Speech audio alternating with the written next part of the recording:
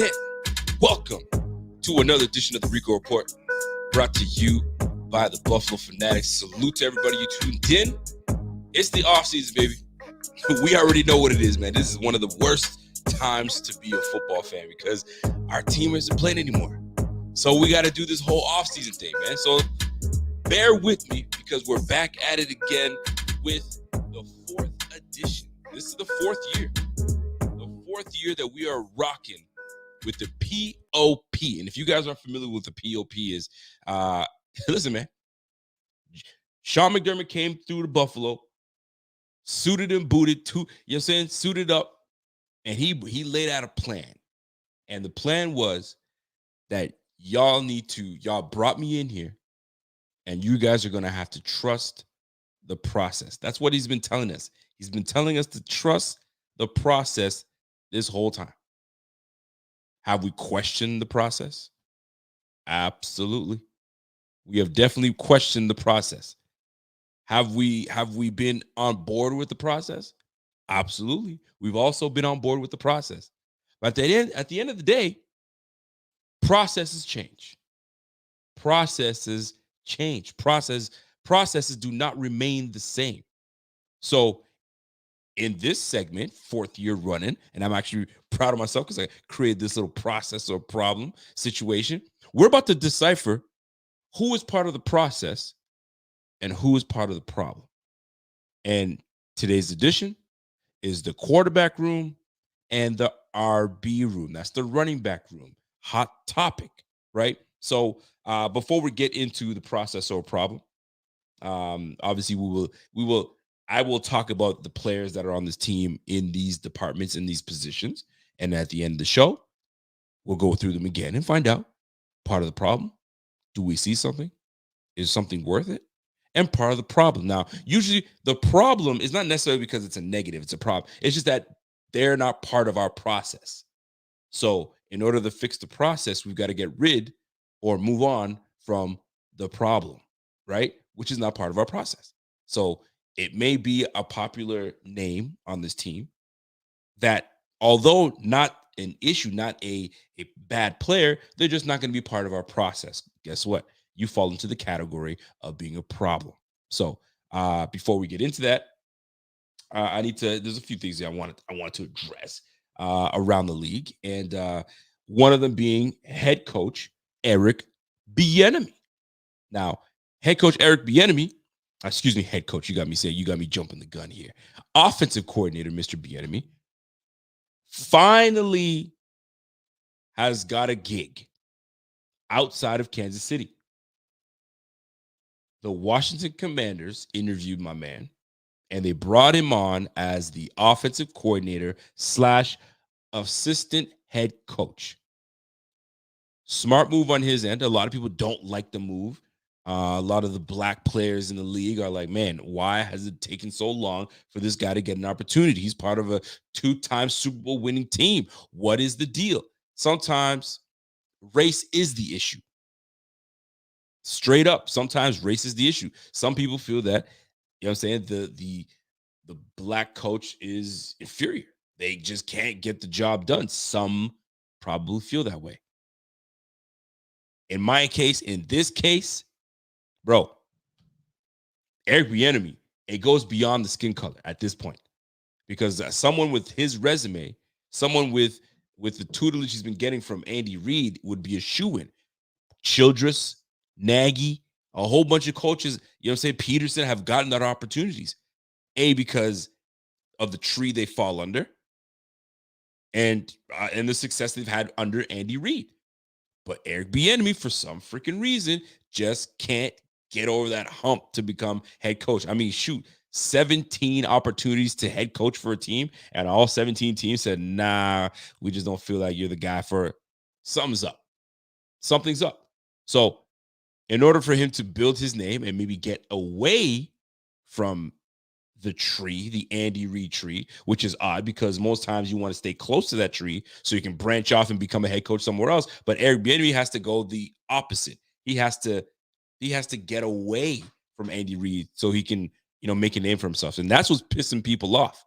Why does he have to jump through all these hoops to get his opportunity when all these other coaches that haven't done diddly squat when it comes to calling plays, because it's always Andy Reid, and they get opportunities. What's up, right? And rightfully so should piss a lot of players off, and more like and most importantly, it should piss a lot of black players off, because once their careers are done, they might want to get into coaching. And if they see how, you know what I'm saying, these black coaches are being treated and not given these opportunities, it's a piss off. But in this case, I don't think it's the color situation. I think it's more of a fit situation. I think it's more of a your style situation. Maybe he didn't answer how, I mean, he gave his depiction on what he wants done, and it probably didn't sit well with what the owners wanted. I want a coach that's going to do XYZ, kind of like a yes man, and he's probably not a yes man. Who knows? Who the F knows? But I'll tell you something, Shady McCoy doesn't feel that it's a race issue. It feels that it's just a he's not good enough issue. And that is stirring people, it's stirring people up, and they don't feel good about what Shady had to say. And I'm gonna tell you something. I'm with Shady in a way where he's got experience. He has experience with Andy Reid. Now, before I even get into that, let me just stop right now. I'm gonna play you some audio, and you guys will understand where I'm coming from. If you haven't seen it, check out this audio. I hope he doesn't, but I think he will. What's his value? What makes him a good offensive coordinator? See, the problem is a lot of these people that go on social media, oh, he should be the guy for the job. They haven't played there. They're not in the locker room. I've been in the rooms where he's coaching, and he has nothing to do with the pass game at all, right? When the plays are designed, that's Andy Reid. When you talk about offensive coordinators, I can tell you what makes Brian Daboll with the Giants a very, very good coordinator. I can tell you what Andy Reid or Doug Peterson. But when I asked about Eric Bieniemy, what makes him good? When we watch the film or practices and we correct the wide receivers, the running backs, the quarterbacks, he doesn't talk in there. Andy Reid talks in there. He may say things to the running back because he's an ex-running back coach. I get that. But he has no real responsibility. Now you go from the Chiefs, where you can hide behind Patrick Mahomes, Andy Reid. Then you go to the Washington, where you got to call plays. You got to run the meetings. You got to run the installs. The last issue I have with him is what makes Andy Reid so great, not the play calls, which we see that, which, I mean, that's one of it.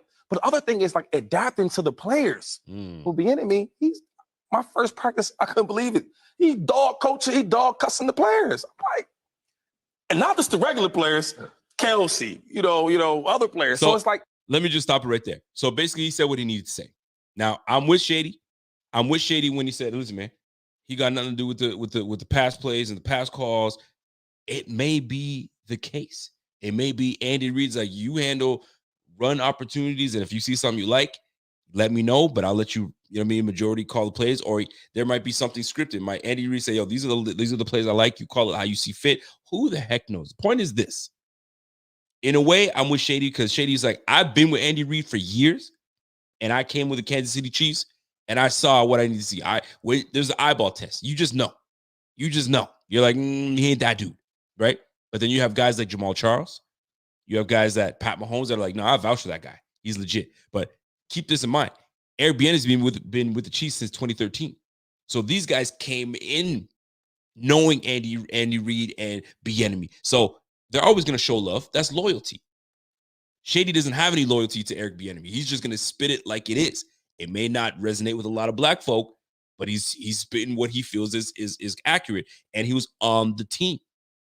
And some people feel very different about it. Now, I honestly, I have no dog in this damn race at the end of the day. Shady's speaking his truth. He was on the team. Now, could it be a little bit of, a little bit of feistiness in there? Is he feeling some type of way that he didn't get enough playing time and Bieniemy had a lot to do with it?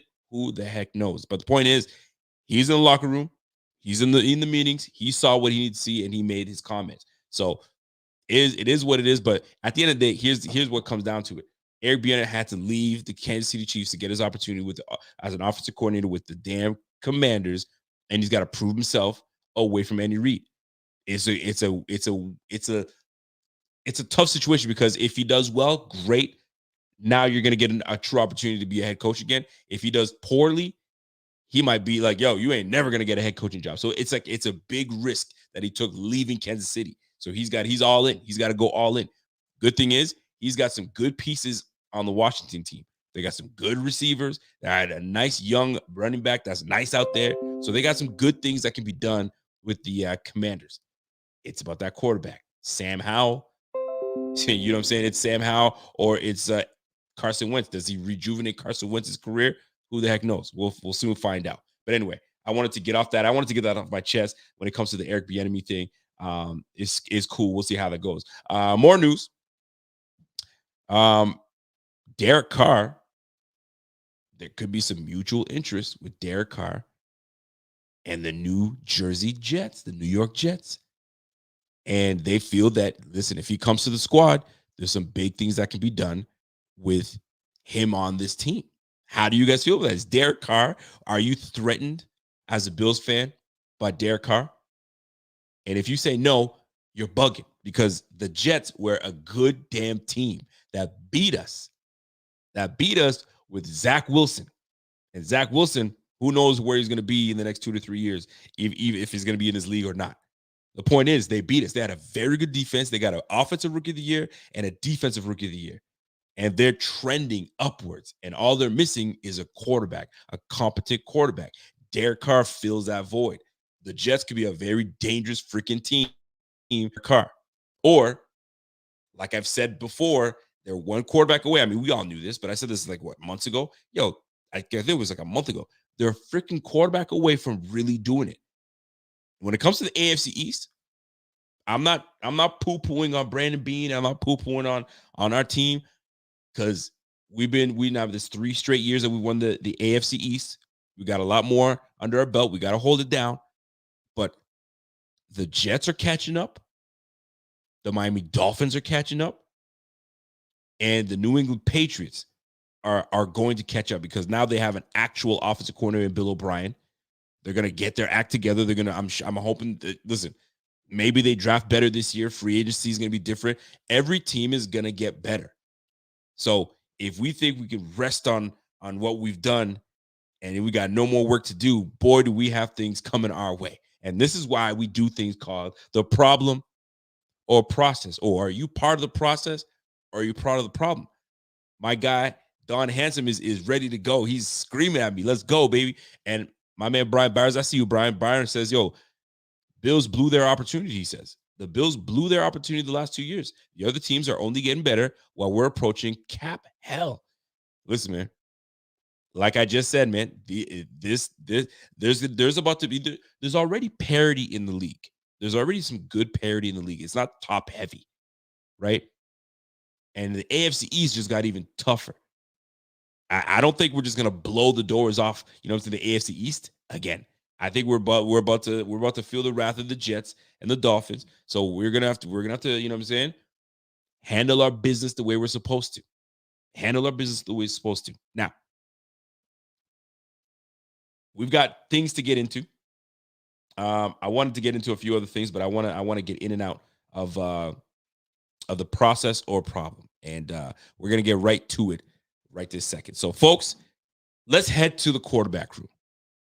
And the quarterback room consists of, really, well, I'll just talk about every quarterback on the roster. And it's going to start with number 1, Josh Allen. Now, folks, Josh Allen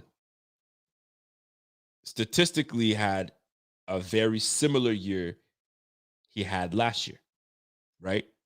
Over 4,000 yards passing, over 30 touchdowns, or over 30 passing touchdowns. Another great statistical year running the football. Dude is legit. That's Josh Allen for you. That he's that guy, right? And with a guy like Josh Allen, your window of opportunity to not only make the playoffs, but to win the championship is always forever open, because you've got a franchise guy like Josh Allen. It's just that simple. But here's the deal, folks. When you have Josh Allen going into a big contract year, you're saying now he starts to hit The cap is a little, it's a little stronger now. It's going to affect how we handle the rest of the team. So looking at his statistics this year, and I wanted to just touch on that because I think it's important that we realize how great he is, right? So 16 games played, 359 completions to 567 attempts, finishing with a 63.3 completion percentage. Do you remember the time when most folks were making fun of Josh Allen because he was just inaccurate? You know what I'm saying? Throwing for 50, low 50%. It's never going to be fixable. You can't fix that. And look at him now, throwing for 4,000 yards, 63% completion percentage, and really doing it, right? The only other quarterback that I've ever seen have low completion percentage in college and really ramp up in the NFL was Matthew Stafford. So Josh Allen is a unique cat. He's a unique cat, right? So 63.3% completion percentage, threw for 4,283 yards, 7.6 yards a pop. You know what I'm saying? And throw for 267 yards a game. So 35 touchdowns, 14 interceptions. I hope that, we want that number a little lower.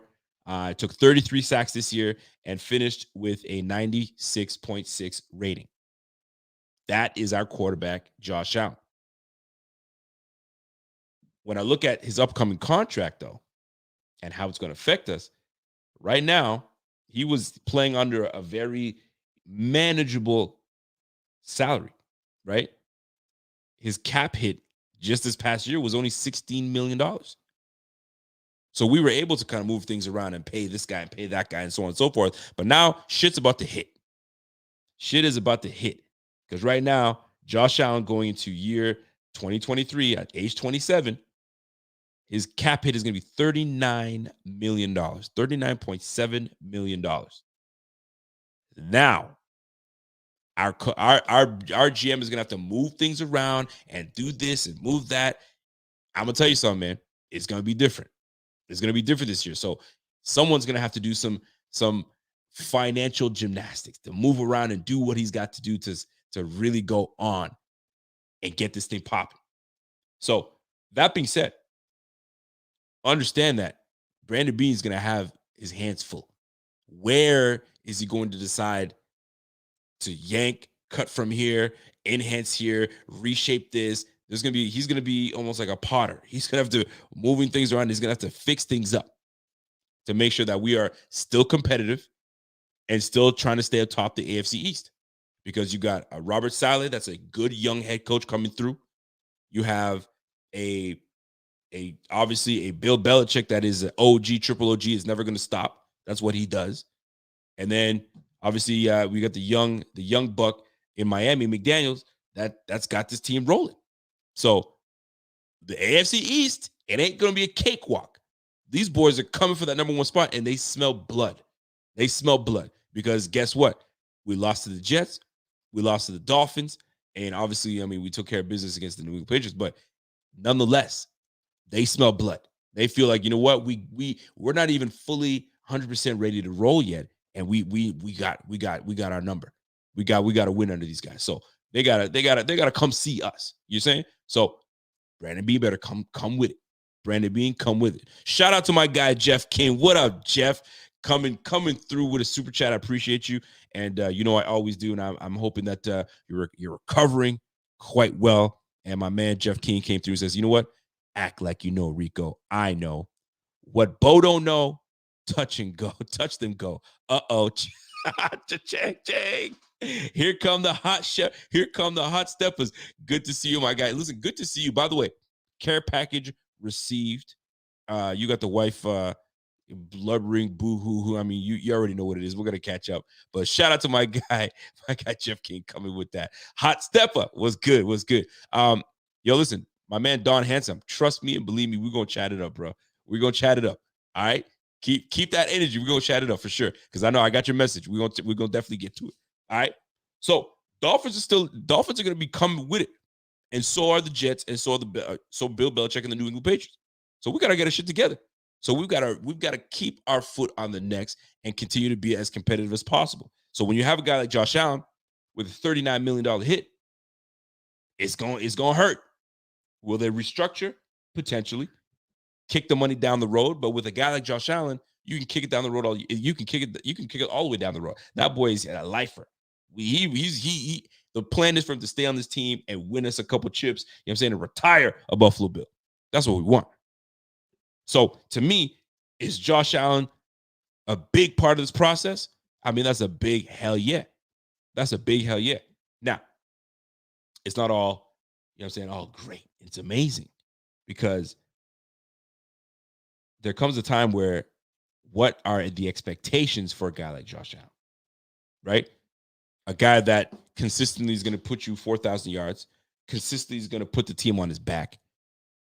He's just that dude. He's that guy. But understand this.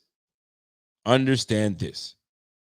There are some things that I need to see from Josh Allen in 2023-24, right?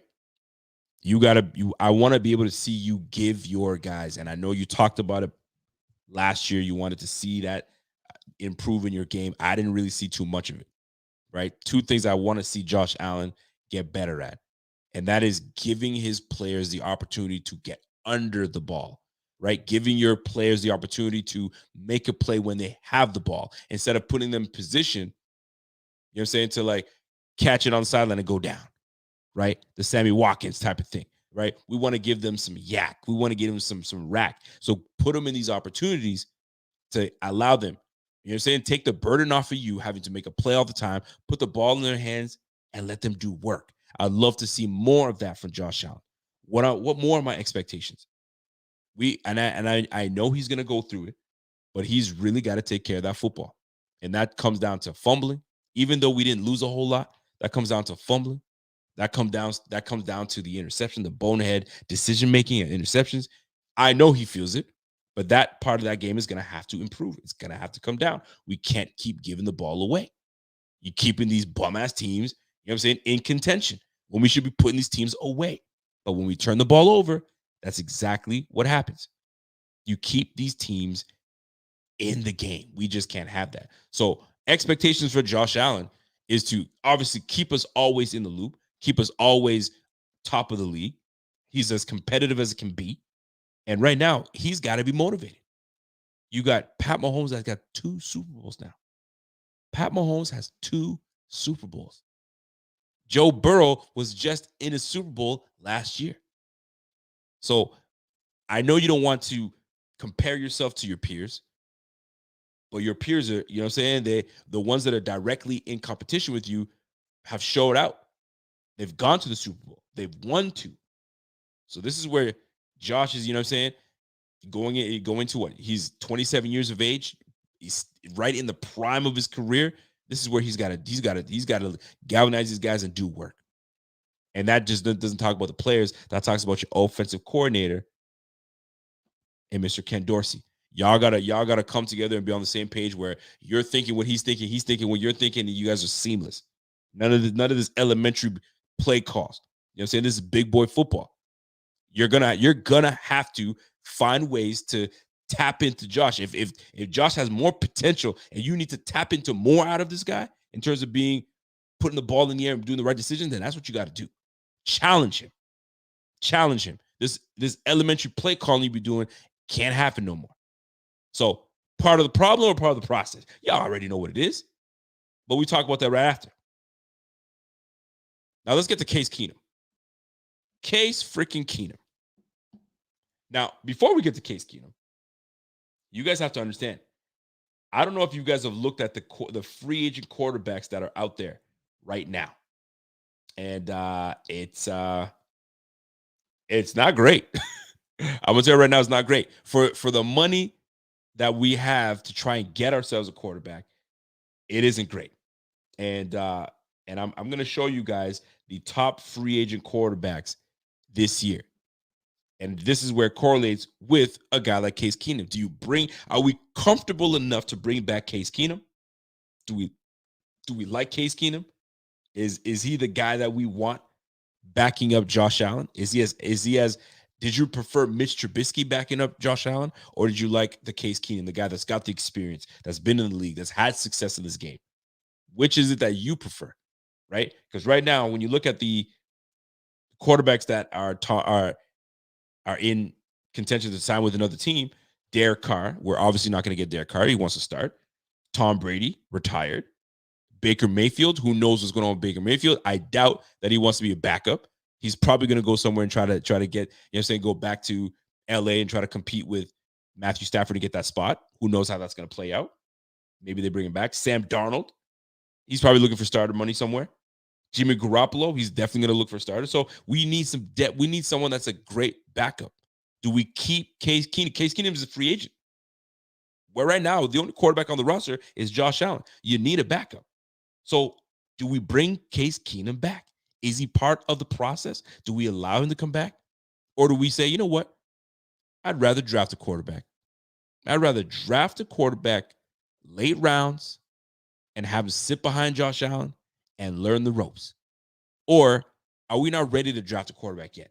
Do we want a veteran guy sitting behind Josh Allen? Because right now, when it comes down to it, here's where some of the names that are potential that can come to Buffalo: Teddy Bridgewater, Mason Rudolph, Jacoby Brissett's probably going to try to get some top money, probably stay with the Cleveland Browns. You just never know. Geno Smith woke his career up in Seattle. Joe Flacco, you want Joe Flacco backing up Josh Allen? I need someone that's mobile, so that's not going to work for me. Andy Dalton, Mike White is probably going to go back to the Jets. Never know. Mike White would be nice. CJ Beathard, Kyle Allen. Here's where it starts to get interesting. Taylor Heineke, right? Forget about Blaine Gabbert. I'm not even going to say Blaine Gabbert.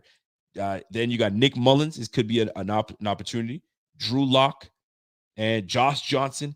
Nate Peterman is a free agent. Do we bring in Nate Peterman to come through and back it up? But you see what I'm getting at. Am I Gardner Minshew, Easton Stick, Jared Stidham becomes a backup plan? So we've got some work to do to see who's going to back up Josh Allen. Do we go back to what we're used to in Case Keenum? Is the team okay with that? Or are we looking to get a little younger in that position? You know what I'm saying? Draft a quarterback. Are we in for Nate Peterman? Does Nate Peterman make a comeback to be the backup to Josh Allen? I highly doubt that would happen. But those are the situations that the Bills are in. Chances are, I think they don't like what they see on this in the free agency, and they say, you know what? We're just going to stick with our guy Case Keenum. So is Case Keenum part of the problem, or is he part of the process? You guys let me know, and we'll revisit it afterwards. And last but not least, we got Matt Barkley. Matt Barkley was on the practice squad. Matt Barkley, when I interviewed Matt Barkley this past offseason, myself and Rev, we went to Buffalo and went to an event with the Western Group. Shout out to the Western Group that invited us. Plan to probably go back again. But let me tell you something, man. They didn't bring him back to be the backup. They brought him back because he keeps that locker room kind of tight, that quarterback room tight. It keeps Josh Allen loose, believe it or not, right? When you have a quarterback like that can kind of take the pressure off and you know what I mean? And veteran ability, obviously, too, because, I mean, Matt Barkley's a smart guy, but you want to keep those guys in the locker room that kind of ease things. No tension. It's nice. So that's where Matt Barkley comes in. Do they bring him back and leave him on the practice squad? There's potential. There's definitely some potential there. I know some people don't like me saying bringing back Nate Peterman. You guys are haters. You guys are effing haters. Wouldn't that be nice to have Nate Peterman back on the squad?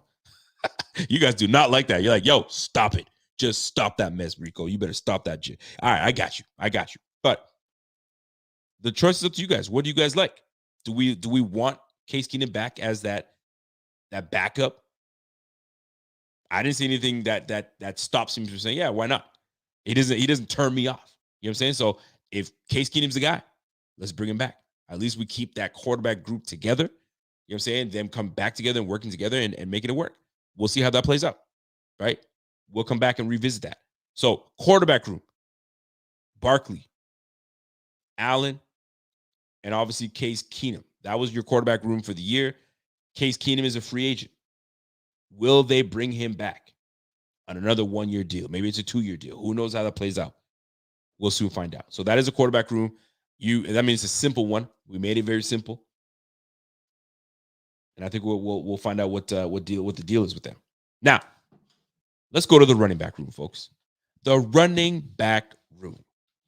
And we're going to start with our guy, Devin Singletary. Ladies and gentlemen, Devin Singletary is a fan favorite.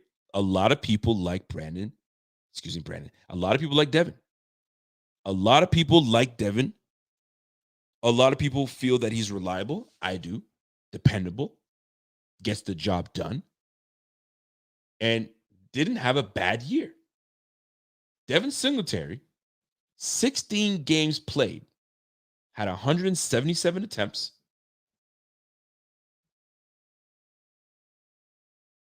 819 yards rushing, 4.6 yards a pop. He had 5 touchdowns this year, 51 yards rushing a game, 3 fumbles, can't have that. And he had 42 first downs. That is Devin Singletary. Some people felt that he was RB1. Not in the league, but on this team. He deserved to get the touches. He deserved to get all the things that he got. 819 yards rushing. Like, he's a good back. But guess what, folks? Devin Singletary is an unrestricted free agent. So he will most likely be let go. Excuse me, not let go, but he will allow to test free agency and go elsewhere. And James Cook will get to his opportunity. But some people feel that Devin Singletary should be brought back. Do you want to see the Devin Singletary James Cook show once again and keeping Nyheim Hines as the reserve kick return, punt return, and put, sprinkle him in the offense? Can Devin Singletary make a case for himself to come back? Well, let's talk about it. We talked about the statistics he's had this year. He's in his final year of his contract. He's done. 4 years with the Bills.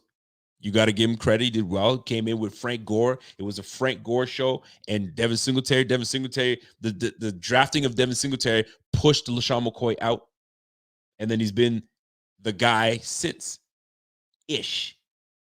I say ish because he's been sharing and splitting time with every year since he's been here. He's never been, the quintessential guy. There's always some guy kind of pushing him for touches. James Cook happened to be the guy this year. Now, here's the deal. What are the pros and cons of having a Devin Singletary return back to the Bills? Well, here's the deal. You bring back Devin Singletary, you know what you're getting, right? You know what you're getting. You're getting a hard worker. You're getting a guy that will get the job done. He's not going to light the game up. He's not going to take over a game, but he ain't going to screw you. He's not a liability, right? I like Singletary. I'm a big fan of Singletary. We interviewed him this year. He was anticipating to get a big year this year. Did he want to have a bigger year? Absolutely. Especially in his contract year. It would have been nice for him to get 1,000 yards rushing, so that way he can take that into free agency and wherever he goes. But for me, do you bring that back? He's gotten better every year that he's been on the Bills. He can run in between the tackles. He can catch the ball at the backfield. You saw it a couple times this year. Actually, when I tell you how many receptions he had, he was our 5th leading receiver. He had 38 receptions this year. Now here's the other, and those are good things. He's familiar with the offense, and he'd come back and he wouldn't miss a beat. Here are the cons. There's no game breakability. He's what you see is what you get. It's just, you know what I'm saying? I'll get you your 4 yards, but it's, you know what I'm saying? That's what you're going to get from me. I ain't going to break the game out and give you 150 yards rushing in one game. It's not me. It's not what I do. He's just a reliable back. He will shake the shit out of you, but at the same time, he doesn't give you game breakability. He's not that impact back that we so desperately need for this offense, in my opinion. So will we be bringing Devin Singletary back? Do you want him back, or let him walk? Because now you bring him back. If you franchise tag him, which I highly doubt is going to happen, the franchise tag a running back, that's $10 million right there. That's $10 million. So what are the going rates what is the market for Devin Singletary?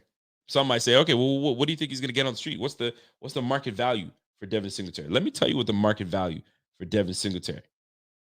Devin Singletary's market value, according to SpotRack, and SpotRack, you know what I'm saying, it's some people swear by it, some people don't. Brian Bowers is like, yo, deuces. He's saying bye-bye, Devin Singletary. Good luck. So Devin Singletary right now, his market value is $5.5 million. So a 3-year, $16-17 million deal would be suffice for Devin Singletary. Are you okay with paying him $5 million to stay on the team? Think about that. And then go from there. Now, free agency for the running backs is lit. Let me tell you who we have in free agency for the running backs, because when I tell you who we have in free agency, you're going to be like, yo, Devin, it's been real. I love you. You've been great for us. But, yo, when I see guys like Saquon Barkley, I see guys like Kareem Hunt, I see guys like Rashad Penny, Jamal Williams would be a hell of a nice addition to this squad. Josh Jacobs. You know what I'm saying? So you got Raheem Mostert's going to be available. Dante Freeman. Samaje Perine is going to be available. Miles Sanders is going to be a free agent. Who knows what they do with him? Dearness Johnson. So there's some backs, and I just named like just a handful of backs, and you're like, oh snap. So look out for that. David Montgomery is going to win. Damian Harris is going to be one as well. Alexander Madison. It's a good speed. Tony Pollard. What's going on with Tony Pollard? There's no way Dallas Cowboys let Tony Pollard walk. There's no way. And keep Zeke. No way that's happening. James Robinson becomes available. So there's some movement. There's some movement that can happen, folks. And before I get out of here, I saw a super chat coming in from my man, Jeff King. And my man, Jeff, says, buddy, I'm going to say this and then crash. I feel you, brother. I had enough of the choir boy culture thing. Give me the ex-cons who are fucking hungry. I want some nasty 15-yard penalty fuckers who make sure you may run this way, but not twice. But not twice. You know what I'm saying? You'll get your run. You might get 7-8 yards, but rest assured, next time you come this way, and if you do try to get your 7-8 yards, it's going to hurt. It is going to hurt. So you're going to have to think twice about coming back this way. So salute to my man Jeff King on that, because he ain't wrong. He most definitely isn't wrong. We need some nasty guys. We don't, with the days of having these soft-ass cats on the squad, you know what I'm saying, does us no good, because we need some nasty mother effers on the squad. We do. It's that simple. No more Mr. Nice Guy, man. We don't want nice guys.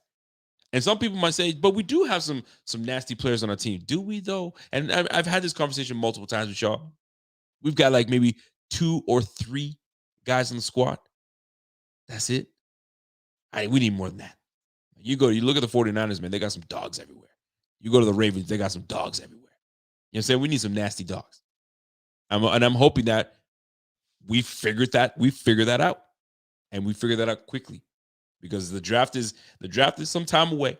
Free agency, we have a chance to shape ourselves in free agency, and we go from there. By the way, shout out to my man Jeff King. Get some good rest, and we'll talk up soon, and we'll go from there. But for the running back room, folks, Devin Singletary, process, problem. Which one is it? Next up, James Cook.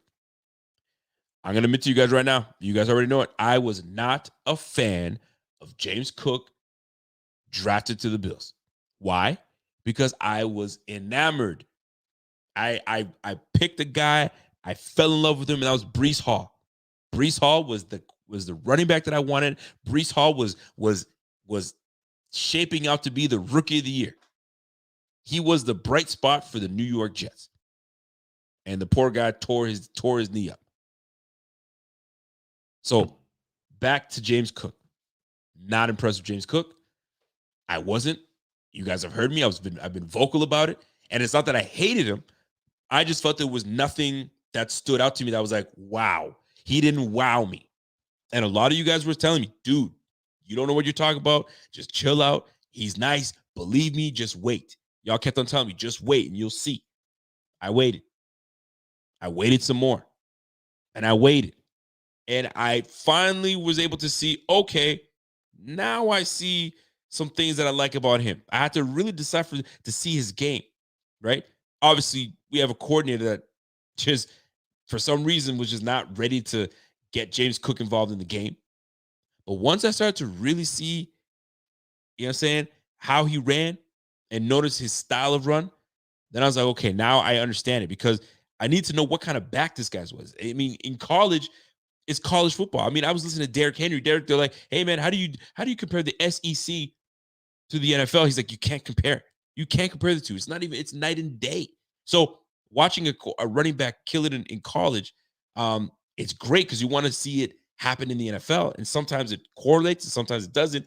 I didn't see it until we started getting into these games where he started getting touches, and he's a more finesse, smooth runner. He's a smooth runner. He ain't no banger. He ain't gonna bang on you. He's a smooth runner, one cut, go. And once I started to realize, okay, that's the type of back that we have, he could be potentially used very well on this squad. So when it comes to his statistics, how did he do this year on the limited amount of touches? Well, James Cook was the third leading rusher on the team. He played 16 games. He had 89 carries. 89. Like, you got to have over 100. You have to have over 100. So he had 89 carries. He had 507 yards rushing. Pretty impressive off of 89 touches. The dude was running for 5.7 yards a pop. So this is where that potential comes in. A lot of potential in James Cook, right? He had six big runs this year. He was rushing for 31 yards a pop. We need more from that. We need more, right? He had a fumble, and that was his first ever fumble. First touch of his career, boom, fumbles the football. I'm sure he's going to remember that, and he's never going to want to fumble again. And he had 24 first downs compared to Devin Singletary's 24 first downs.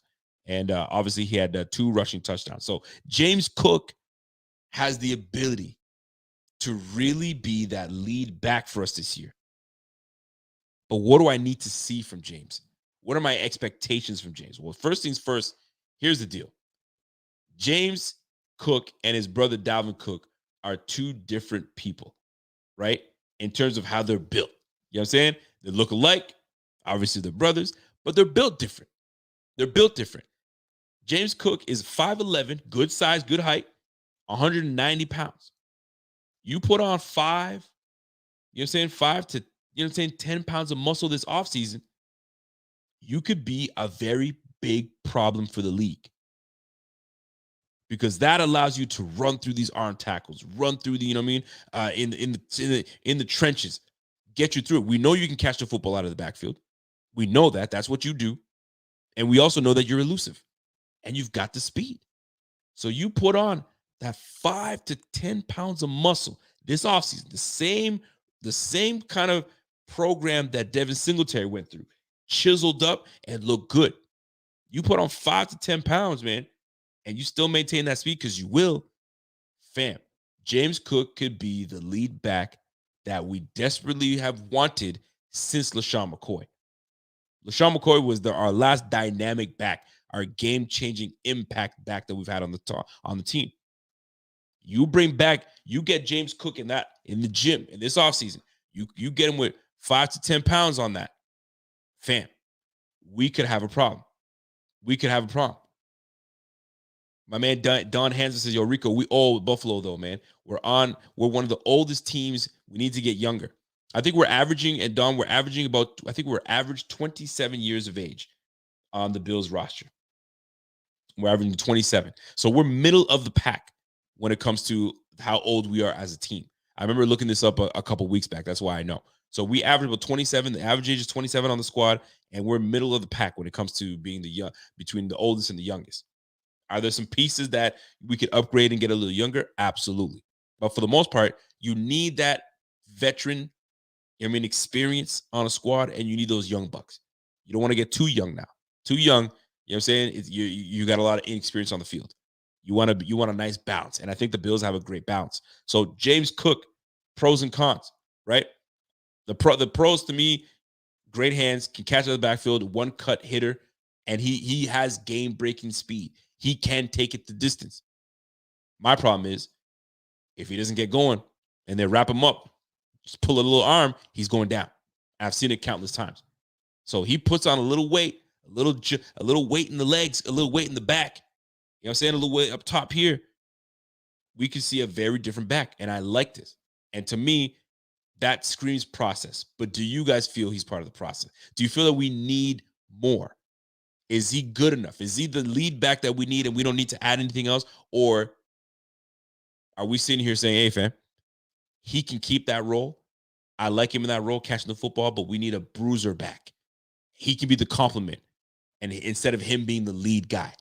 How do you guys feel about that? Do we need a complementary back for him? Or can he take on the lead role? That is the question. Process or problem? I'll leave that up to you guys. Here's another one. Nyheim Hines. We brought in Nyheim Hines to be part of this Bills squad. We traded for him.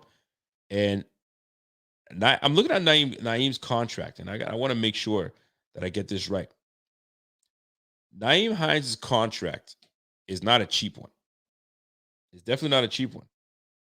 Right now, Mr. Hines is over 4.4 mil.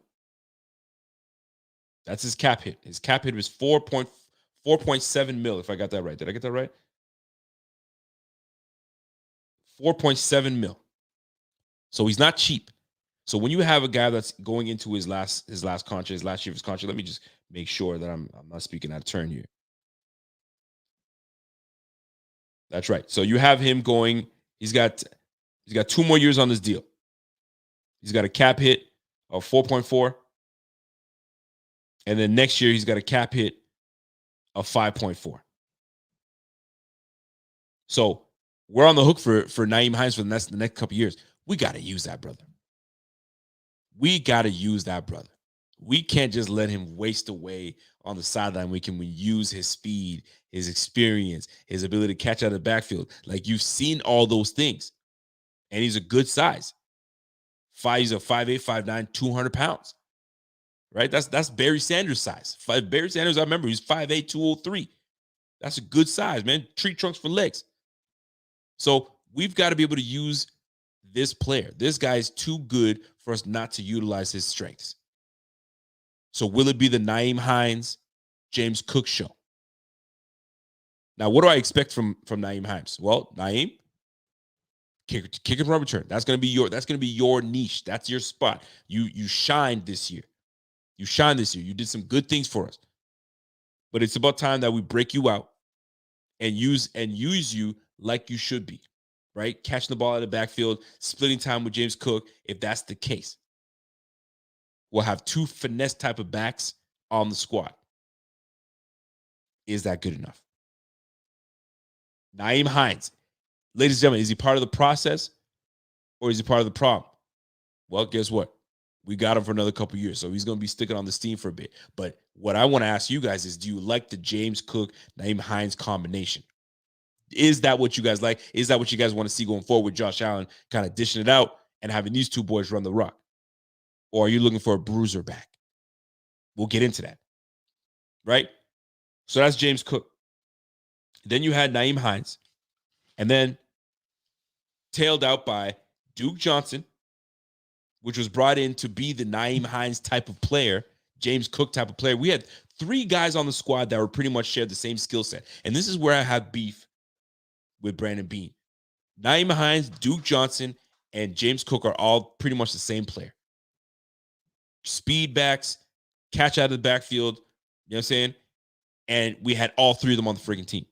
At one point, we were playing every running back under our freaking umbrella because we weren't sure who's going to be the lead back. Like, when you're doing that, it takes away from the real true backs that we got on the squad.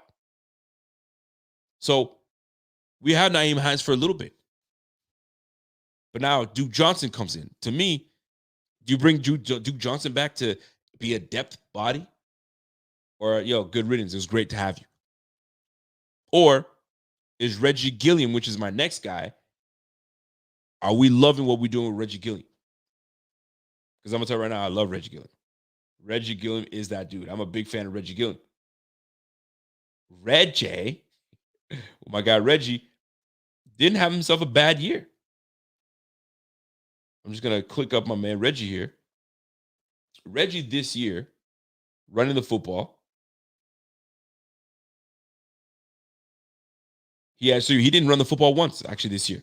He had 8 receptions, 69 yards. He had 1 touchdown reception, and that was it. But he lined up at tight end. He lined up as fullback. He lined up as an H-back. They used him and utilized them very well. I like that. So why can't we find a way to use that for the guys like James Cook, for the guys like Nyheim Hines? You know what I'm saying? Dorsey, you have your hands full. You're going to have to figure things out. Because right now, this year is a big year. And if you don't do what you're supposed to do with this offense and bring them back to what they're supposed to do, you will find yourself somewhere else. And ain't nobody going to be like, I can't believe we lost. Yo, they're going to be like, peace. We have 2 good weapons on the squad for you to squander them. And that's the fact. So shout out to Reggie Gilliam. Process, or is it a problem? You guys let me know. And last but not least, Taiwan Jones. Taiwan Jones is strictly there for special teams purposes, but then takes up a spot in the running back room where we could have a bruiser back, if that. So he does take up a spot. So how y'all feel about Taiwan Jones coming back as a special teamer? And Taiwan, right now, contract-wise, was just a 1-year deal. So do we bring him back? That's what we have to get here. So, folks, this is what it comes down to. What are we doing? Process, problem, who's part of it, who is not when it comes to the running back and the receiver, and the quarterback room. So let's go right back up to the quarterback. Josh Allen. We all know that he is the process. He is the process on this team. We go as far as Josh takes us, period. But we got to help him out. We got to help Josh Allen out. He cannot continue to do it by himself. And that, folks, is what it felt like. It felt like he said, screw it, lay it on me, I'm going to put it on there. And we didn't help him enough. And that comes from coaching. That comes from the O-line. That comes from our pieces on the squad. We didn't do enough to get Josh and this offense over the hump. So a guy like Josh Allen that's got us in the window all the time is going to get frustrated at times and say, y'all need to give me something. Because I'll tell you right now,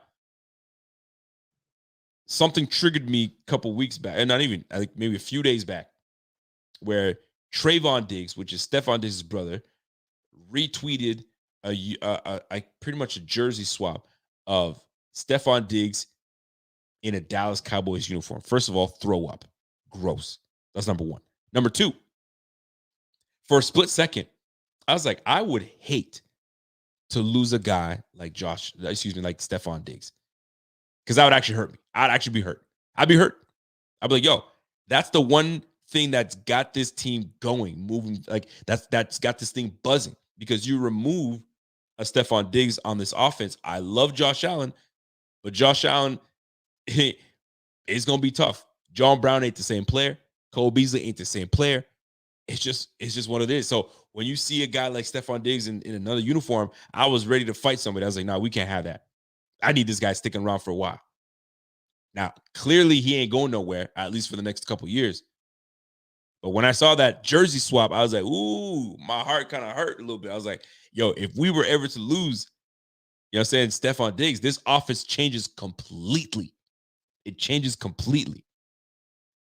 So, I mean, I don't want to get into the receiver room, but we'll have to address that receiver room. That is for sure. So, coming back to whether Josh Allen and obviously these players like Case Keenum, are they part of the process or the problem? So Josh Allen, process. All day, every day, doesn't stop. But here's the tricky one, and I need your help in this one. Case Keenum. Do we let Case Keenum walk and draft a quarterback to be, that the backup and just you sit behind Josh until If we are up 35 points, you jump in? Or do we say, screw getting a rookie, go into free agency? But I read you guys who's in free agency. Nothing to write home about. So do you stick with what you know with Case Keenum? And if not, is he a problem? So you guys type in the chat. Case Keenum, is he part of the process? Do you bring him back and give him a multi-year deal and make him back up Josh Allen? Or is he part of the problem? And the Bills are going searching for another backup quarterback. Problem? Or is he part of the process? You guys let me know when it comes down to Case Keenum. Matt Barkley, we already know what it is. Matt Barkley probably will not be retained. He'll probably be let go. And if they do bring him back, straight to the practice squad for that morale boost that these guys would need in the locker room, because he's a funny guy. And they get along. That quarterback room gets along extremely well. So, again, Case Keenum, process. Case Keenum, problem. I'm going to tell you right now, based on what I see, if we're not bringing in someone like Nick Mullins or maybe Drew Lock, I doubt Drew Lock will come through. I think he's still trying to find a way to start in this league. You got to bring back Case Keenum. Case Keenum, to me, process. You bring him back and he's part of the process, and you got to, because I'm looking at what's out there. There ain't a whole lot. And him going into second year is cool. Now, do we want him playing? Heck no. But we are where we are. Or do we just draft a young quarterback that turns into maybe a Brock Purdy, and we don't got to worry about a damn thing? Tricky. But to me, I'm going with the vet. I'm going with him going into his second year. Case Keenum, process. I say bring his ass back and let's roll. Because don't forget, we got to stay cost effective, right? I don't know how much he's going to ask for, but it can't be a whole lot. It can't be a whole lot. Or we go with an inexperienced quarterback. But I'm going to say Case Keenum, process. Matt Barkley, problem. I think he's gone. I think they're not going to carry a third quarterback. I think it's just going to be fine. It's going to be Case Keenum and Josh Allen, period. Now, let's go. My man Payday Care says, yo, Payday Dre says, we can do better than Case Keenum. But here's the deal. Who? That's the one. That's the question I have for you. Because don't forget, these guys are going to want to get paid heavy. A guy like Jacoby Brissett, he's going to want to get paid. A guy like Teddy Bridgewater, he's going to want to get paid. Like, these are the top end free agents that we don't need to go and get them, because they're just gonna bleed us dry. You might as well just stick with what you know going into the second year. Just a thought. Now, let's go to the running back room. Devin Singletary, problem or process? Is he part of this Buffalo Bills process going forward? Is he that dude? If you guys feel that he's part of the process, hashtag process Devin. Process Devin, let me know right now. Or if you're like, yo, we've had 4 years of Devin, I'm good. He can go do his thing, because I saw what is in the free agency pool, and I'll take that free agency pool all day, every day. Sal says, you know what? He gone. Let that brother walk. David Reed says, you know what? He's part of the process. Bring him back. He is part of the process. I honestly don't see him coming back, and I'm very much okay with it. I think he's gone. You got to give these young bucks an opportunity. You bring back Devin Singletary. Not only are you paying him around the market value of like maybe 4 to 5 mil, but now you got another year of James Cook being in the back. Nah, you can't. You drafted that brother in the second round. You got to. My man, Scott Blickett. What up, Scott? Scott comes in and said, hey, what the F? Allen plays with a torn elbow. Most QBs will take 6 weeks. Allen needs to have a limb amputated before he stops playing. Get an effing O-line to stop the amputation. Hey, listen, I'm with you. That O-line is, it's got to change. It's got to be better. And I think that's something that I think Brandon Beane is not going to rest until he improves that unit. Because that unit is protecting your asset. And that asset has got, butts in the seats in these stadiums. So you got to protect that number 17 at all costs. Simple as that. Now, Devin Singletary, problem or process to me, he's a problem. You got to go. And not that he sucks and he's garbage and he's no good. He's just part of the problem because we're processing on. We're going to be processing James Cook, Nyheim Hines, and potentially a free agent. I mean, an undrafted free agent. That's more of a bruiser back. That's just my opinion. That's my want. But we'll see how this all plays out with this team. So Devin, problem. James Cook, process. He's the next guy up. If he puts on some weight in the offseason and really, shapes out, he could be that lead back. He could be the one getting those 15 to 20 touches. You know what I'm saying? If they can rely on him to do those things. But it's not about just running the rock, folks. It's about getting that pass block. It's about that linebacker coming full bore, and can you stand in there and bang with them and keep him out of Josh Allen's way so Josh Allen can deliver? Can you run your route after making a big-ass block like that? So those are the things that are going to stand out for the decision on, obviously, James Cook. And I think he's ready for it. I think he will be. He started to come on as the season went on. So the sky's the limit for him in year 2. I'm looking forward to James Cook. So let James Cook, to me, it's part of the process. You got to process that. James Cook will be the RB1 for the squad, and he'll split some time with Nyheim Hines. Nyheim Hines, process. Those are the two backs that are going to be running the thing and running the show. You can't go wrong with that. You definitely can't go wrong with that. And last but not least, Tywan Jones, Duke Johnson. Great, thank you for your services, but you guys are good to go. It's more specifically Duke Johnson. Duke Johnson, there will be no need for Duke Johnson. Duke Johnson will become a free agent once again. He actually is one now. And when it comes to do we bring back the likes of Tywan Jones for special teams purposes?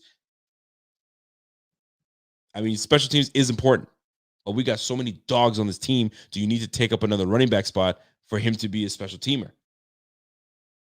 That is the question. Do they like him enough? Is he a big-time person in the locker room? Well, to me, I don't think so. So to me, part of the problem is keeping guys that you don't necessarily need when special teams is fine. Tywan Jones, problem. Reggie Gilliam, process. When you can put him at tight end, when you can put him at H-back, you can put him at fullback, you know what I'm saying? And he's a special teamer on top of that. Process all day, and he just got himself a little mini contract in the first place, so he's going to be on the squad for a minute. So salute to my guy Reggie Gilliam. So at the end of the day, folks, this being part of this process allows us to get to where we need to be. That's get to the playoffs and the Super Bowl. But if you don't fit on this team, you don't fit where we need you, you're part of the problem. And that's where a guy like Devin Singletary, which has been cool, but he's going to have to dip that toe in that free agency pool and keep it pushing, because we're going to be just fine. And James Cook is going to be leading the way. Nyheim Hines right behind him, and we'll be all right. Do we get an undrafted free agent bruiser? Do we go and draft Jamal Williams? Wouldn't that be nice? And go sign Jamal Williams? How Jamal Williams and James Cook going at it? You know what I'm saying? We got a bruiser back, and we got, oh, man, that'd be nasty. But I don't want to get myself ahead of myself. So he said, comedian says, we need more dreadhead players. Nah, we good with the dreadheads. we good with the dreadheads. PVC fan, he says, Devin Singletary should be processed. Process Devin Singletary. Bring Devin back. Really? I would have never expected that. Folks. I'm all about Devin. I like Devin, but his time is up. You guys always talk about running backs are a dime a dozen. Well, this is an opportunity to, let him be part of the dozen that's out there, because right now he's fulfilled his contract duties, and now we wait. Second-year player James Cook is now going to lead the way, and we'll see how this plays out. And that's the way it is. So recapping what we've done today when it comes to the process or problem, obviously your process and your window for success is always open with Josh Allen. Always, no matter what. No matter how you slice it, no matter how you look at it, it's always open with Josh Allen. Do we need to help Josh Allen? Absolutely. Where? Everywhere. You know what I'm saying? Pieces that he can rely on in the backfield. You know what I'm saying? Receivers that he can rely on to catch the football if he's not looking at Stephon Diggs, right? An O-line that he can depend on to keep him upright and not sacked or not having to rush throws because these guys are just getting beat off the line. So a lot of those things factor into how this is all going to play out, right? So Josh Allen, process. Case Keenum, in my opinion, process. Devin Singletary, problem. Gotta go. Enjoy free agency. I honestly hope Devin Singletary lands in a really good spot. And if he has success, awesome. Freaking great. Right? And James Cook, it's time for you to lead the way. You know what I'm saying? You sat year one behind Devin Singletary. You're gonna be going into year two in the same offense. This is where we are going to expect a lot more from James Cook, the second round draft pick. 500 yards rushing last year on only 89 yards, 89 carries, 5.7 yards a pop. That's so much to be excited about. So much to be excited about. So to my man, Dog 26, he goes, yo, doubled up on defensive ends, now double up on O-line. You know what? They might double up on O-line, right? But here's the deal. They doubled up on O-line a couple years back when they picked Tommy Doyle and Spencer Brown. But the question is, are they good enough? We double dip, but are they really good enough? Are we counting that double dip? We're going to soon find out. Now, my man Don has said he's got a lot. He's been having a lot of things to say. So I'm giving Don the floor. I don't know if Don Handsome is still around, but let me get the super chat real quick before I get into that. Salute to my man Sam, or my lady Sam. Could be either or. Before I read that, let me just get that. I like me the bubble classic. Here we go.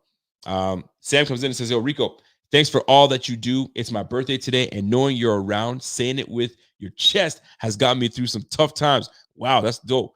Bills lost and otherwise. Much love. Well, Sam, happy birthday to you, my G, and I hope you enjoy yourself. And let me say it with my chest. Happy mother effing birthday to you, man. Enjoy yourself. Have some cake. You know what I'm saying? Get on that Call of Duty. Have a good time. And listen, man, just be blessed that you're breathing, you're walking, you're doing all those good things, brother. So salute to you. Enjoy your birthday and celebrate it hard, brother. Celebrate it hard. So D Handsome, what's good? Talk to me, D Handsome. I need to know what's on your mind because you've been letting me know that you got a lot on your mind when it comes to free agency and all those things. So what's up? What's happening? Let's talk about it and go from there. But and once D Handsome does his thing, I just want to take the opportunity right now to thank you guys for tuning in always and showing love, even in the tough times of free agency. It's never easy. It's never easy. We're always looking for content to make, but luckily we have things like this that get us engaged, that get us talking, and that get us kind of, you know what I mean, getting into the role of watching how the league's going to play out when free agency comes around. But before free agency comes around, he's going to have to make sure that at the end of the day, we got to take care of our home. And we've got to make sure that we keep the right pieces. We got to move on from some pieces.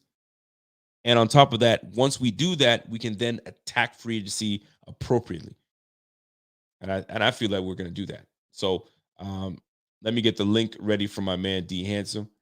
D Handsome, I'm going to throw it in the chat right now. Instead of setting it private, I'm going to throw it in the chat right now, and you can jump in. I have no idea what D Handsome what he's got on his mind, but I'm giving you, what time is 10:20? I'm giving you 10 minutes, D Handsome, 15 minutes max, because I got to get to work. So link is in the stream right now. D, hit that. When you're ready, we can chop it up and we get this thing popping. Now, in the meantime, my man Al Jackson says, man, who was the scout that said Cody Ford? I don't know what's going on. Cody Ford, it looked promising. It looked promising at the beginning, and then it wasn't. And that's as simple as I can make it. It was looking promising at the beginning, and then it wasn't. I thought we had it there. And there was somebody looked it up, and they said, how many old linemen have we drafted that have been above and have done well on the squad? And there hasn't been many other than Deion Dawkins. Deion Dawkins is the one lineman that we've drafted. And since Deion, nothing's really stood out.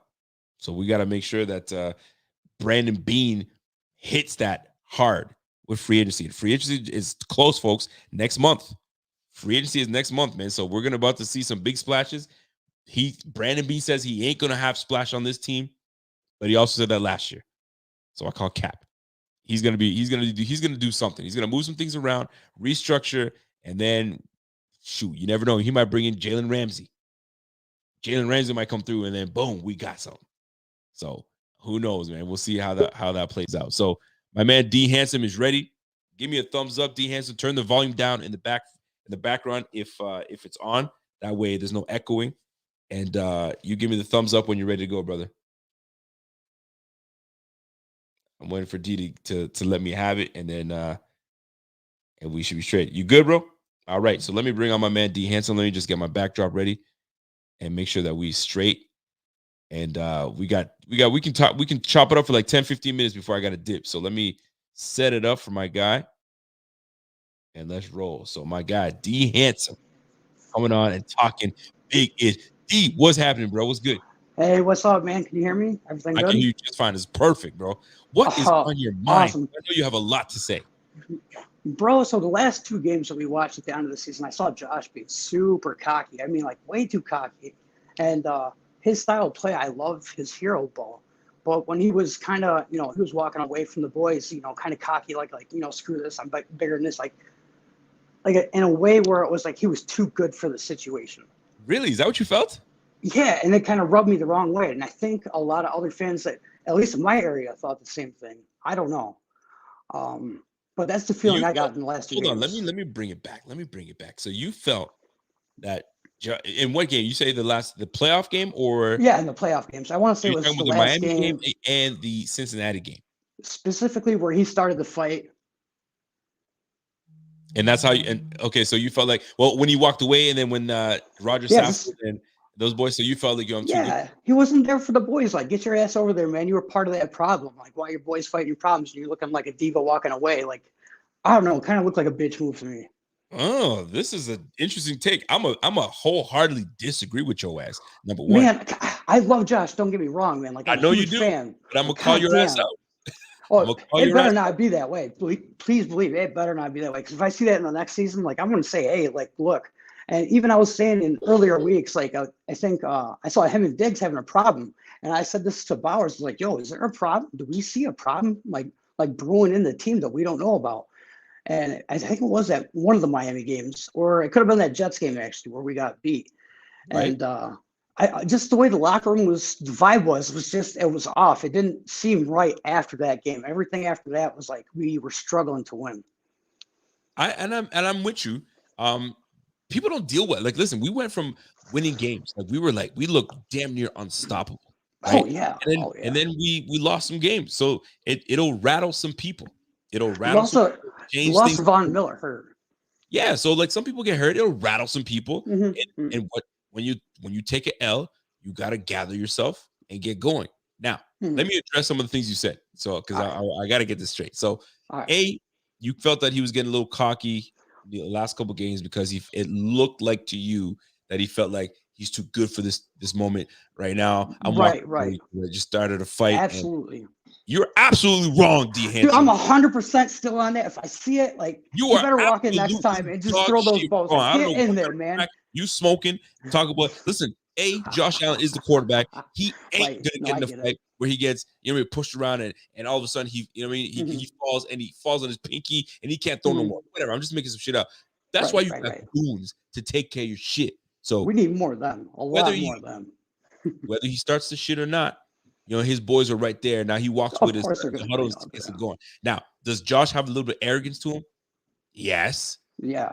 Every quarterback should have some arrogance. It's a absolutely line between arrogance and confidence. And I always say Josh Allen is one of those guys that's got that fine line. So he's got the arm arrogance to throw that football where you have no business throwing that football, but it's also confident that I know my abilities. Now, I love that confidence too. That confidence is great. It is great. Oh, man. Now the other thing you said Josh Allen. You're talking about Josh Allen, and then you said something of the nature of you don't feel that this team is what you said something in the I can't remember what you said the second thing you said, and I disagree. But I was like, let me get him on the first one because I'm gonna cook you on your first one. But as you go and remember that, you got to keep in mind we dealt with some blows Oh, to yeah. key component, some key players, right? Mhm. Number one being losing Von Miller. Von Miller was a big ass piece that we needed to get things popping, and we were a different team when he's playing. He's out. Micah Hyde, quarterback of the defensive backfield, he's out. So things are going to change, but we found ways to freaking win. Oh, the defense definitely did.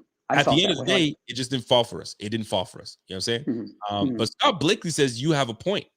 Scott Blakely is with you. He says, yo, he has a point. Thanks, Scott. Not sure if it was a humbling or too much cockiness.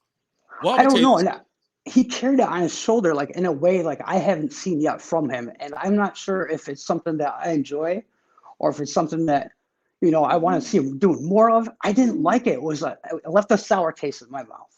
You didn't like the way he reacted? Nah, not at all. Like it was like my boys will clean us up if I do all this. Like there's something about it rubbed me wrong. It rubbed you the wrong way. And that was it. I'm gonna tell you something. There's some people that feel that Josh is a cocky cat as well, right? Or a diva, if you will. Some I think it was last year when he got tackled by Chris Jones, and he felt that it wasn't cool. And he was laying on the ground. He took the ball and he flicked it at Chris Jones. They did not like that. So, everybody feels like, Josh Allen is America's sweetheart. And some players are like, man, fuck that dude, man. He's a little bitch because he's throwing. That play I could justify. I get that. He was getting his ass kicked by him a little bit throughout that game. And our old line just wasn't doing anything. So I can kind of understand what the flip was for. But as America's sweetheart, I mean, look at that Dallas game. We have a dog. We know that. And I don't know. There's something about. I hope it's not something that's contagious or something that carries. I hope it's just a one-time thing. Nothing that I see again. But that you felt you needed to get that off your chest, right? Yeah. Oh, yeah. That was just one of them. That was just one of the things that I saw this season. I got you, man. Listen, I'm gonna tell you this right now, man. Josh has some arrogance to him, right? Right. And I feel him because he went to getting dogged, not getting no opportunities, called collegiately. He finally makes it to the league. He finally improves his mechanics. He gets it, and he's amongst the top in the league. He's gonna feel some type of way. But I'm gonna say this. I'm gonna say this though. He's got some tremendous pressure going next year because right now that's 3 times we've made it to the playoffs, and we thought we had it when we were in the AFC Championship game, and we fell short. Then we lose in 13 seconds, and then we lose in a horrible fashion. You know what I'm saying? To Bengals. So like it's just it's mounting. The pressure. When we were in that Bengals game too, how our defensive line responded to, looking at they had some losses on their O-line. Man, what was that? And we're talking about having like we're talking about being tough. Yeah, we're not tough. No, there's no scrappiness on this defense. It's like here's what it was, man. It's not about no scrappiness on this defense. It was just a matter of like we just got outplayed. Simple as that. We got fucking outplayed, out hustled, out physical, for sure. Everything you can name. That was our situation. But anyway, D Handsome, I appreciate you, man. You had things to get off your chest. You got it off your chest. I gave you opportunity. Yeah, thanks, bro. Thank you. You got what you needed to get off your chest. Oh yeah, absolutely. Yo, and hey, let's go after Jacobs, huh? Josh Jacobs? Why not? We don't got the money for that, but we don't got the money. He wants. I wish we did. We could. Nah. I got you, BS. Naeem Hines. Listen, what we missed the boat on Breece Hall. We should have grabbed Breece Hall. We didn't grab Breece Hall, so we're gonna have to keep it going. We're gonna have to keep going. Anyways, bro, peace out. You have a good night. Yes, sir. Chat. I love you. Yes, sir. That's my guy D Handsome. He's been watching this for a long time. Now, before I get out of here, man, I got something else I gotta get off. I don't want to say get off my chest, but I found it super hilarious, right? So I'm scrolling through Twitter. I'm scrolling through Twitter, and there's this tweet I come across by Missy Hyatt. Okay, so Missy Hyatt is, I guess, some 80s or 90s wrestler or a lady that used to be in wrestling, or maybe she was a promo girl. I have no idea, right? But Missy Hyatt apparently had some things to say about former Bills quarterback Jim Kelly. And apparently this girl used to be like a hot little thing back in the day. And you know what I mean? All the dudes wanted her. And she was that thing. She was that girl. Anyway, so she decided to, I guess she's got a book, and she's, I don't know, I guess you call it a tell-all. I don't know what you want to call those things. But anyway, she had a book, and she had some things to say about Jim Kelly. All right. And I got to read this to y'all because I thought that she was hilarious, right? So one of the pages, hold on. Scott Blicky says, yo, they put way too much on Josh Allen. Hold on, let me see that. They put way too much on Josh Allen, and that's the issue. He covers up too much. Build around him and let his elite play take us there. And this is where they're going to have to help out. They're definitely going to have to help out. And this is a big offseason for it. 100%. James says it was a former female diva. Okay, perfect. She's a former diva. So get this excerpt I'm going to read. And I took away one thing from this. Right? So it goes, throughout the time that I was with Jason, Jim Kelly would call me every so often. He knew nothing was going on. He knew nothing was going to happen, but we used to flirt over the phone, and he would leave messages just to make Jason jealous. I guess Jason was her dude. Anyway, hey, Missy, it's Jim. You left your panties under the seat of my car. Do you want me to FedEx them or what? He did it like half a dozen times. Even Jason had to laugh sometimes. Anyway, but after Jason and I broke up, I began calling Jim more often. The fact that we've been flirting over the phone for the last 2 years, I mean, there was no way we weren't going to get together. It was just a matter of time and schedule. Well, it was like God worked out the timing for us. The Super Bowl was set for Atlanta in 1994, and the Bills were in the playoffs. So all Jim had to do was keep winning to wind up in Atlanta for the entire week. It was like a carnival game, right? And that was the grand prize or booby prize, whatever. All right. Yeah, I guess he wanted the championship ring too. So anyways, every week he'd call right after his playoff game, and he'd be like, 2 down, 1 to go, right? Well, he wound up making the Super Bowl. You Bills fans can send me thank you notes later. That's what she says. Anyways, it was like the 4th straight year the Bills made it, except the thing was they lost the first 3 times. So by the time he arrived in Atlanta, he was under unbelievable pressure. He arranged to have dinner 3 nights before the game, but I could tell as soon as he showed up, he wasn't himself.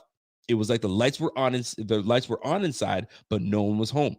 He tried to smile and say flirty things, but every 10 minutes, his mind would wander, and he would be somewhere else. I felt really bad. So she goes, halfway through the dinner, a reporter from Pittsburgh newspaper walked into the restaurant, and he noticed us together. He started scribbling notes because Pittsburgh, that's Jim's hometown, and his social life was big news. The story ran into the gossip column next morning. After dinner, I drove back to his hotel, and then we ran upstairs to his room, sat down on the bed, and we started kissing. This is where it gets interesting, right? So we started kissing. Later, I feel him get kind of shudder against me. Then he whispers, "Oh, excuse me." I looked down, and he nutted in his pants. I said nutted, but she said he came. He nutted in his pants. I mean, all we did was kiss, not even a second, not even get to second base. I thought it was sweet. Blah, blah, blah, blah, blah. Anyway, what I read from that was Jim Kelly's a quick nutter. He bust a nut, the girl didn't even do nothing to him, right? A little kissy, and he busted nuts, right? But here's the big thing that I caught from that. Losing 3 freaking Super Bowls. 3 freaking Super Bowls. And the amount of pressure that must have been on Jim Kelly, right? Losing the first one, okay, we'll be back. We're going to do it again. That's what I would feel that way, right? Shit, we made it again for the second time. We got to get this one. Nope, we lose that one. All right, 3rd Super Bowl, 3rd time's the charm. Let's roll. Blown out. And then the 4th one. Now, before the game, he's doing all this stuff. He's doing young man stuff. He's meeting with people, this and that, 3rd. And he's probably kind of no nut freaking playoff time, can't do nothing. So he meets with this girl, and whatever happens, happens. But what stood out for me was 3 straight Super Bowls you lost. And as he's sitting there, 4th Super Bowl, I'm about to go to the 4th Super Bowl, and I need to win this. Not only for me, not only for my teammates, for the city. The city's been riding with us for this long, and we in the 4th Super Bowl, and this brother's out here going on dinner dates and shit. Yo, focus on this motherfucking game. We could have had that shit. This is what I took from it. This boy is not focused. He was everywhere but. And now he waited for the 4th Super Bowl to really kind of hone in. I thought that was hilarious, right? And this girl's talking about, yo, this girl put his business out there talking about he a quick nutter. I mean, shit, sometimes it happens. Now, what he should have said was, yo, hold on a second. Round 2. You know what I'm saying? I had to get that out of the system. Now let's go for it now. Maybe they did, maybe they didn't, who knows? But yo, the pressure that must have been on. He's at dinner and he's trying to, throw some game and flirt and stuff, but then he disappeared and like, shit, like, I gotta win this damn game, man. Like, I'm out here having supper and the boys are chilling. Could you imagine? Like, for those that were, you know what I'm saying, old enough to really appreciate the Bills in the 90s, right?